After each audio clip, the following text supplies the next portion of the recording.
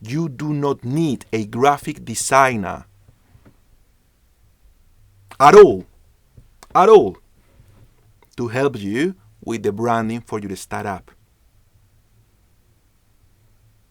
I'm going to repeat it one more time because I know that people sometimes forget about this. I have been with a lot of students who have been forgetting this constantly, and I don't know why.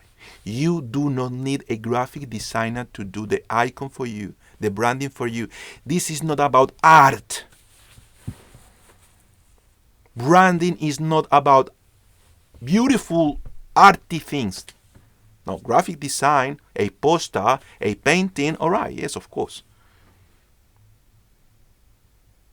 Get someone who knows how to do that. But this is not about art. Icons, branding is not about like or dislike. It's about emotion. It's about engagement. It's about attachment. It's not about like or dislike. That's why, I see a lot of my students starting with a really good idea in terms of branding, and you know what they do? Some of you, you go and you ask your friend, "Hey, do you like my icon?" And then your friend will go like, "Oh, I don't like it." And then you are, "Oh, he doesn't like it, she doesn't like it. I will change it." Bad idea. Bad idea. Because you asked the wrong question. You say, "Hey, do you like it?" And brand is not about like. It's about emotion. It's about engagement. It's about attachment. So what you need to say is, "Hey, my friend, I need to find out if you can be somehow attached to this icon, so I need to do a test."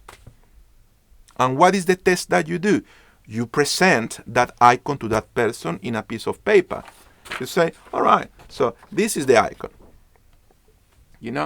This is the icon of my brand."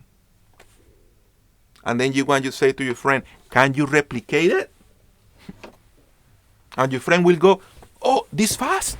And you will go, "Yes, because that will let me know if my branding is good or not." And then your friend will go, "All right, but it's going to look horrible." And you go, "It doesn't matter, because it's not about like or dislike. Remember, it's about emotion, it's about engagement, it's about attachment." So what you do, you go and you try. Let me just share my whiteboard. And then you say, "All right, so your friend present this to you." And then you go and say, "All right, cool. So, yeah, it was like a kind of triangle like this. It was like a triangle like this. And then it was like an S. Like this." And then you will go, "Yeah, man, it was something like this." And then you will go, yes, it was like that. And that is a good icon. So how many elements you have in this Superman icon? You have 2. You have the triangle and you have the S2. Fantastic icon. Why? Because you were able to reproduce, to replicate that image on a piece of paper. And that's how you need to develop your icon.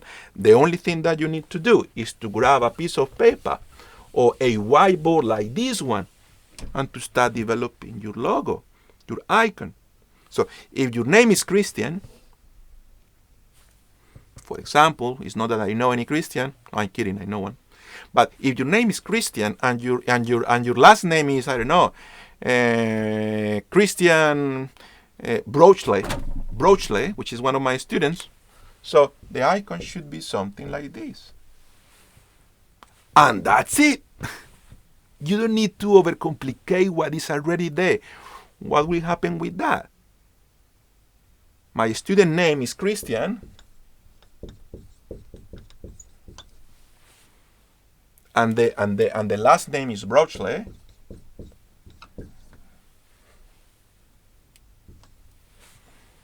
So this is the brand name, and this is the icon if he wants to run a consultancy firm. So this is the brand name, this is that simple. Why? Because people, if you show people this, guess what will happen?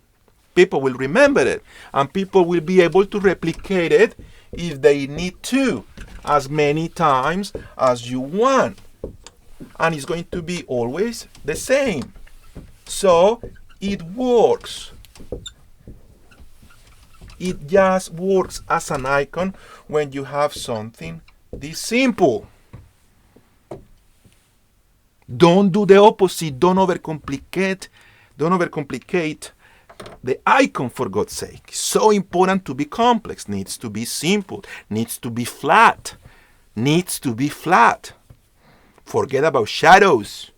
Forget about graphic effects. You don't need that in branding anymore.